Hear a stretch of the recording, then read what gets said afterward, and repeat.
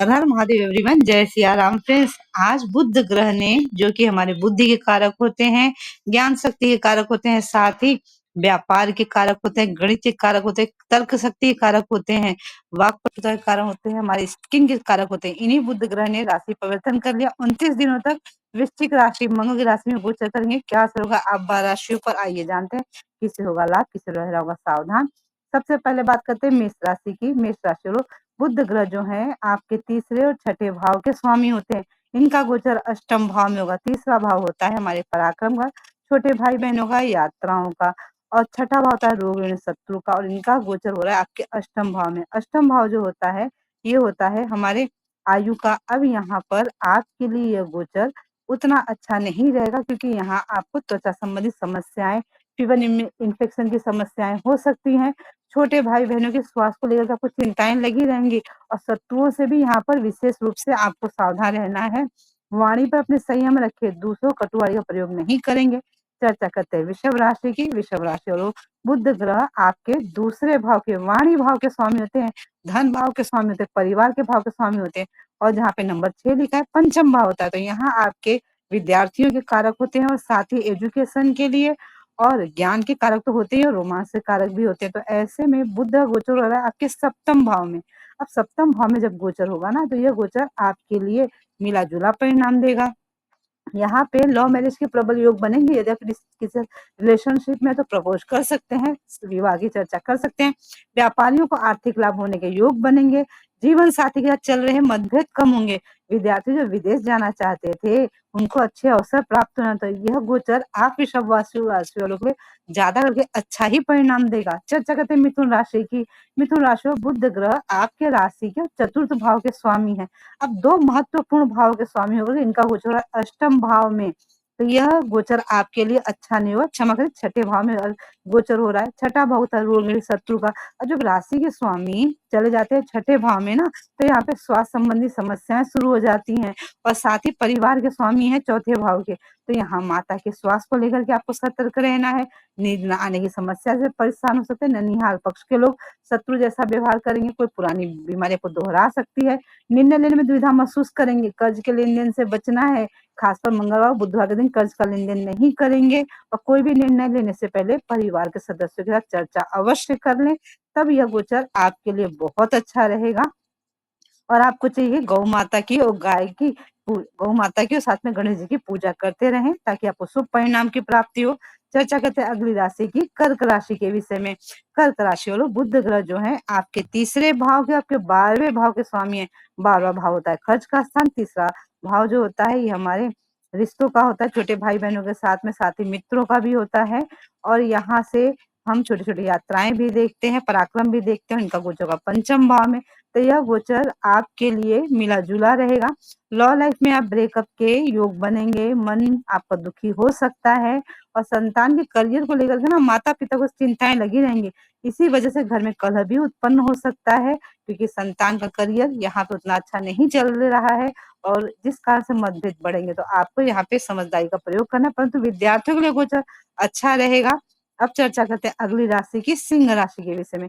सिंह राशि वालों, आप लोग खुश हो जाइए, क्योंकि बुध जो है आपके लाभ स्थान के 11वें भाव के स्वामी हैं। और यहाँ पर इनका गोचर हो रहा है आपके चतुर्थ भाव में। केंद्र बुध शुभ ग्रह है, इनका गोचर जब आपके चौथे भाव में होगा, तो यहाँ पर आपके लिए यह गोचर बहुत अच्छा रहेगा। साथ ही आपके दूसरे भाव के भी स्वामी हैं। दूसरा भाव होता है वाणी का, परिवार का, धन का, तो यहाँ पर आपके लिए धन लाभ के प्रबल योग बनेंगे। पैसों की समस्या जो जल्दी समाप्त होगी। किसी को आपने लोन दे रखा है, तो पैसे अटक गए थे, तो वापस मिल सकते हैं आपके। और साथ ही इससे ना आपके माता के साथ संबंध अच्छे बनेंगे। बैंक में यदि आप काम करते हैं, बैंक कर्मचारी है, तो आपके लिए बहुत अच्छा है। कम्युनिकेशन फील्ड से जुड़े लोगों के लिए बहुत अच्छा है। तो यह गोचर आपके लिए सब प्रकार से अच्छा है। चर्चा करते हैं अगली राशि के विषय में, कन्या राशि वालों के विषय में। कन्या राशि वालों, बुध ग्रह जो है ना आपके राशि के स्वामी है, और साथ ही आपके 10वें भाव के स्वामी है। दो प्रमुख स्थानों के स्वामी होकर के इनका गोचर है तीसरे भाव में। अब तीसरा भाव अच्छा नहीं होता है, हम सब जानते हैं। तीसरे भाव में कोई भी ग्रह अच्छा परिणाम जल्दी नहीं दे पाते हैं, परंतु यहाँ पर तीसरे भाव में जब बुध बैठेंगे, उनकी सप्तम दृष्टि आपके भाग्य पर होगी, तो भाग्य आपका प्रबल होगा, भाग्य का साथ पूरी तरह से मिलने वाला है। और व्यापारियों के लिए आर्थिक लाभ के प्रबल योग बनेंगे। कार्य क्षेत्र में आपके कार्यों की प्रशंसा होने वाली है और आप अपनी बुद्धि और पराक्रम से ना सभी काम को बड़े आसानी से पूरा कर लेंगे। तो बुध का यह गोचर आपके लिए सर्वोत्तम है, हर तरह से आपके लिए अच्छा रहेगा। बस केवल आपको अपने छोटे भाई बहनों के साथ अच्छे संबंध पर ध्यान देना है और साथ ही अपनी बुद्धि का प्रयोग करना है, इमोशंस का कम प्रयोग करना है। चर्चा करते हैं अगली राशि की। उसके पहले यदि आप एस्ट्रोलॉजी या पाम रीडिंग सीखना चाहते हैं तो हमारी क्लासेस चलते हैं, हमारी क्लासेस ज्वाइन कर सकते हैं अपनी सुविधा अनुसार। किसी भी बैच में सारी जो लेक्चर्स होते हैं लाइव वीडियो के थ्रू होते हैं। अब चर्चा करते हैं तुला राशि वालों की। तुला राशि वालों, आने वाले 29 दिन कैसे रहेंगे आपके लिए बुध के राशि परिवर्तन से, आइए जानते हैं। बुध आपके 9वें 12वें भाव के स्वामी है। अब इनका गोचर होगा आपके दूसरे भाव में। तो यहाँ पर दूसरा भाव जो होता है धन का भाव होता है, 9वां भाव भाग्य का भाव होता है, 12वां भाव खर्च का होता है। तो यहाँ आपके पास धन तो आएगा क्योंकि भाग्य स्वामी है, धन के भाव में बैठेंगे, परंतु धन आते ही खर्च भी होगा परिवार के ऊपर। इस पर ध्यान रखना है। दूसरे के प्रति मधुर वाणी का प्रयोग करें। फिर दूसरे भाव में बुध का गोचर, दूसरा भाव है वाणी का, परिवार का, धन का। तो यहाँ आप जो भी बोलेंगे ना वो हो सकता है, यहाँ पे आपकी बोली चीज सत्य भी हो सकती है। तो दूसरों के लिए अच्छा अच्छा ही बोले, अपने लिए भी अच्छा बोले। इन बातों को याद रखिए, यह गोचर आपके लिए अच्छा ही परिणाम देने वाला है। चर्चा करते हैं वृश्चिक राशि की। बुध आपके अष्टम भाव के एकादश भाव के स्वामी होते हैं। एकादश भाव लाभ भाव के स्वामी, इनका गोचर होगा आपकी ही राशि में। तो यहाँ पर यह गोचर आपके लिए लाभ के प्रबल योग बनाएगा। जी हाँ, धन संबंधी समस्या जो चलती है वो समाप्त होंगी, परंतु यहाँ स्वास्थ्य में दिक्कत उत्पन्न हो जाएगी क्योंकि बुध आपके अष्टमेश भी है। अब अष्टम के स्वामी, अष्टम भाव जो होता है मृत्यु का भाव भी होता है। तो यहाँ पर राशि में जब आप गोचर करेंगे तो आपको दांतों में दर्द की शिकायत हो सकती है। परंतु यहाँ आपको एक और अच्छा फायदा होगा कि आपके यहाँ नए नए मित्र बनेंगे, अच्छे मित्र बनेंगे जो आपको आगे भविष्य में बहुत अच्छा काम देंगे। और साथ ही जो पुराने मित्र जिनसे अब आपकी बातचीत नहीं हो रही, अनबन हो चुकी है, उनके साथ फिर से मित्रता हो सकती है। और आपकी बड़ी बहन है और जिनके साथ में विवाद चल रहे हैं तो यहाँ पे वो विवाद सुलझ जाएंगे। तो यह गोचर आपके लिए सभी प्रकार से उत्तम है, केवल आपको अपने स्वास्थ्य का ध्यान देना है। अब चर्चा करते हैं धनु राशि की। धनु राशि में बुध आपके सप्तम और दसम भाव के स्वामी हैं, दो केंद्र स्थानों के स्वामी हैं, परंतु इनका गोचर आपके 12वें भाव में। तो यह गोचर अच्छा नहीं माना जाएगा। 12वां भाव खर्च का स्थान होता है। तो यहाँ पर सप्तम भाव जो होता है व्यापार का होता है, जीवन साथी होता है। तो जीवन साथी से दूरियां बढ़ेंगी।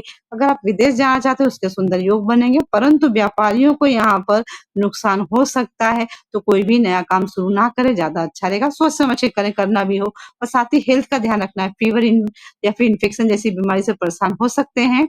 और कोई भी बड़ा लोन नहीं लेना है आपको, अन्यथा लोन को फ्यूचर में रीपे करना, उतारना मुश्किल हो जाएगा आपको। साथ ही यहाँ पे नींद न आने की समस्या से पीड़ित हो सकते हैं आप, तो इस बात पर ध्यान रखें। और नौकरी अगर आप करते हैं तो आपको ऑफिस में बहस नहीं करनी है, न तो अपने साथ काम करने वालों के साथ, ना ही अपने बॉस का, अन्यथा यहाँ आपको दिक्कत का सामना करना पड़ सकता है। अगर आप एस्ट्रोलॉजी पाम रीडिंग सीखना चाहते हैं तो उसके हमारी क्लासेस चलती ज्वाइन कर सकते हैं। अपनी कुंडली प्रेडिक्शन करवाने के लिए भी आप हमसे संपर्क कर सकते हैं। अब चर्चा करें मकर राशि वालों के विषय में। मकर राशि वालों, बुध ग्रह जो है आपके भाग्य स्वामी है, बहुत इंपॉर्टेंट रोल प्ले करते हैं क्योंकि भाग्य से ही मनुष्य का जीवन चलता है। भाग्य और छठे भाव के स्वामी रोग शत्रु भाव के। तो यहाँ पे बुध का गोचर हो रहा है आपके लाभ स्थान में 11वें भाव में। तो यह गोचर आपके लिए बहुत अच्छा है क्योंकि जब भी बुध 11वें भाव में बैठते हैं तो धन लाभ के योग प्रबल करते हैं। और आप मकर वालों के लिए तो ये एक राजयोग बन जाता है, समझो। तो क्योंकि यहाँ पे धन भाव में चले, लाभ भाव में चलेगा तो लाभ की स्थितियां अच्छी होंगी। व्यापारियों का समय अच्छा रहेगा। कर्ज के लेन देन से फिर भी आपको बचना है। और साथ ही त्वचा संबंधी रोग आपको हो सकते हैं, तो आपको इस बात का ध्यान रखना है आपकी हेल्थ पे प्रॉब्लम नहीं आए।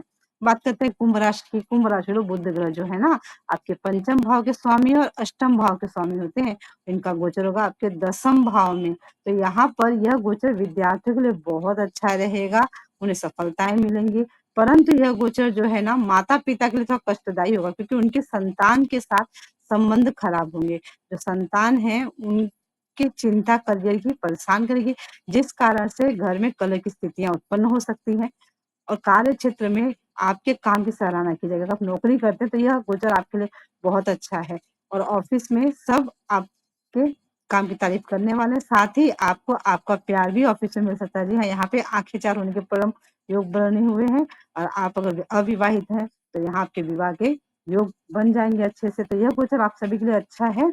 अब चर्चा करते हैं अगली राशि के विषय में। अगली राशि जो हमारी है मीन राशि, अंतिम राशि।